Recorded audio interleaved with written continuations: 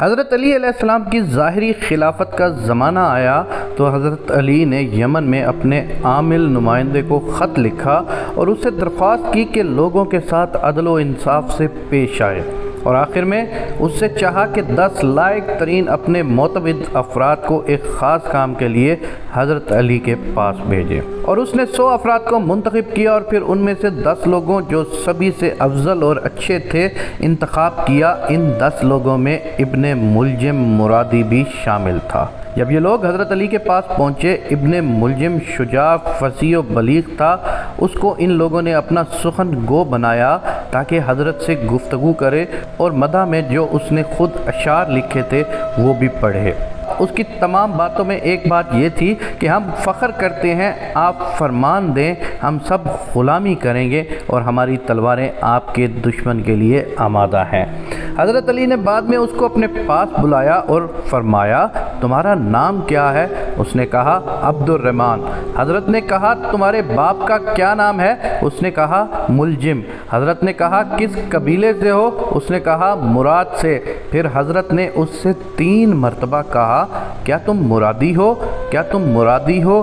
کیا تم مرادی ہو؟ ابن ملجم نے جی ہاں یا امیر المومنین کہا۔ اس وقت حضرت علی نے زبان پر کلمہ ترجیح جاری کیا، انا للہ انا الیہ راجعون، ہم خدا ہی کے ہیں اور اس کی طرف لوٹ کر جانے والے ہیں۔ حضرت نے اس سے پوچھا، کیا تمہاری دایا یہودی عورت تھی؟ کہا، جی ہاں، جو عورت مجھے دودھ پلاتی تھی ایک یہودی عورت تھی۔ حضرت نے فرمایا، جب تم روتے تھے تو تمہاری دایا کہتی تھی، اے قاتل شتر صالح سے بدتر؟ ابن ملجم نے کہا، جی ہاں ایسا ہی تھا۔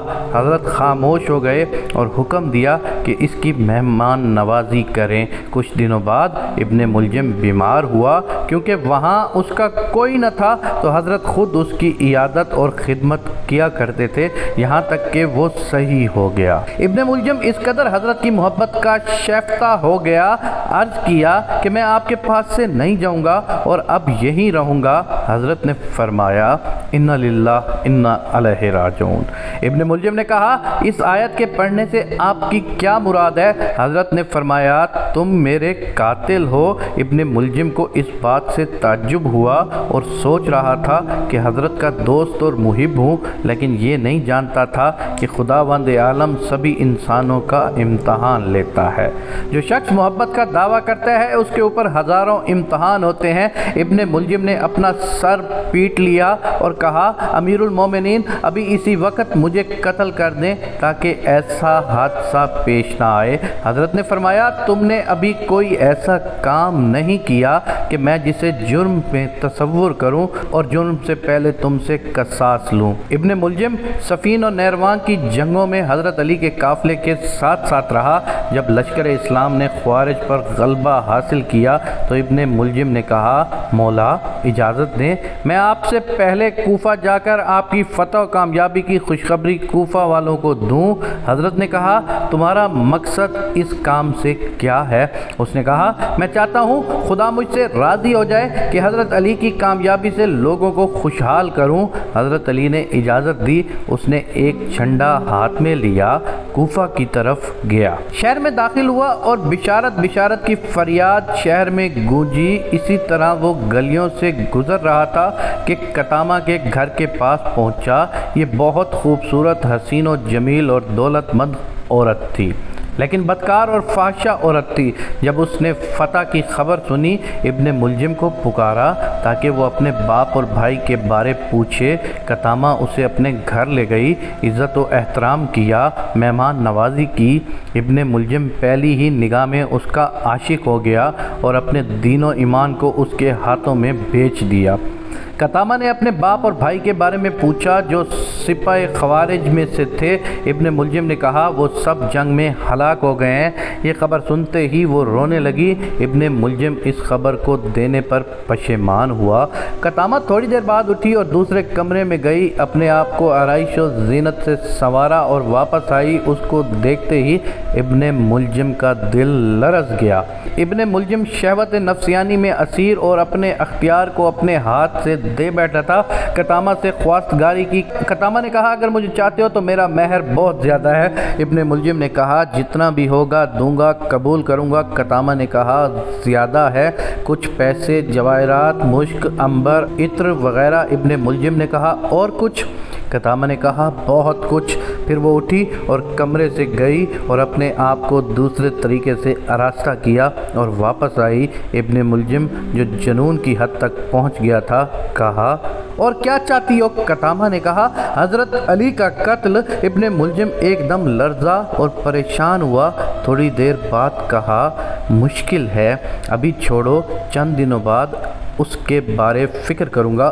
دوسرے دن ایک قاصد یمن سے ابن ملجم کے پاس آیا اور کہا تمہارا باپ اور چچا مر گئے ہیں اور تم ان سب کے وارث ہو، جاؤ اپنے اموال کو جمع کرو۔ ابن ملجم بہت خوش ہوا، دل میں سوچ رہا تھا کہ پیسے لے کر قطامہ پر نثار کروں گا۔ اس وجہ سے حضرت علی کے پاس گیا اور کہا میرے باپ اور چچا کا یمن میں انتقال ہو گیا ہے، چاہتا ہوں کہ اپنے قبیلے کے پاس چلا جاؤں۔ آپ اپنے عامل کے پاس یمن میں خط لکھ دیں اور سفارش کریں کہ میراث کے اموال میں جمع آوری میں میری مدد کرے۔ ابن ملجم یمن کی طرف چلا، راستے میں رات ہو گئی، دور سے آگ کا شعلہ دیکھا، اپنے دل میں سوچا کہ نزدیک جائے اور رات کو آگ کے پاس جا کر رہے۔ جب آگ کے نزدیک ہوا تو اچانک جناتوں نے فریاد کی اسد اللہ کا قاتل آ گیا، اسد اللہ کا قاتل آ گیا۔ ابن ملجم ڈرا اور کانپنے لگا، جناتوں نے اس پر سنگ باری شروع کر دی، وہ وہاں نہ رہ سکا کہ آرام کرے، تھکا ماندہ وہاں سے بھاگا اور زحمت سہتا ہوا یمن پہنچا اور خط یمن کے حاکم کو دیا۔ حاکم نے دستخط حضرت علی کو بوسہ دیا اور آنکھوں سے لگایا اور جلد از جلد اس کا کام پورا کیا۔ ابن ملجم نے اپنے تمام اموال لیے اور خوشی خوشی کوفہ کی طرف چلا، لیکن راستے میں ڈاکو اور رازنوں نے اس کو روکا اور اس کے لباس اور سواری کے علاوہ تمام اموال لوٹ لیا۔ ابن ملجم جنگل میں سرگرداں تھا، لیکن تھوڑی دیر کے بعد ایک قافلے سے جا ملا، ان کے ساتھ ہم سفر ہو گیا۔ قافلے میں وہ دو شخص کا دوست ہو گیا، ان دونوں کا تعلق خوارج سے تھا۔ ان لوگوں نے کہا ہم نے عہد کیا ہے کہ حضرت علی معاویہ عمرو عاص کو قتل کریں گے۔ ان لوگوں کا نظریہ تھا کہ تینوں لوگ مسلمانوں کے درمیان اختلاف کا سبب ہیں۔ وہ دونوں خارجی مامور ہوئے کہ معاویہ اور عمرو عاص کو قتل کریں گے۔ چنانچہ عبد الرحمن نے قبول کیا کہ وہ حضرت علی کو شہید کرے گا۔